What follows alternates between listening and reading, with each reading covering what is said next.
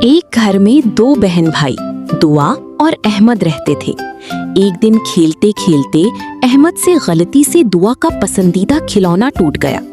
دعا غصے میں احمد سے ناراض ہو گئی۔ احمد پریشان ہو گیا۔ وہ اپنی امی کے پاس گیا اور سارا واقعہ بتایا۔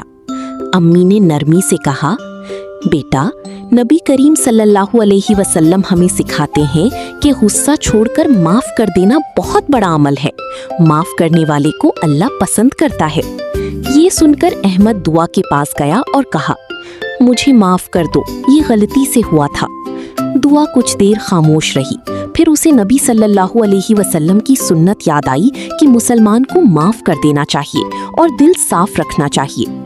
اس نے مسکرا کر کہا، میں نے تمہیں معاف کیا، آئندہ احتیاط کرنا۔ دونوں بہن بھائی پھر سے ہنستی مسکراتی کھیلنے لگے۔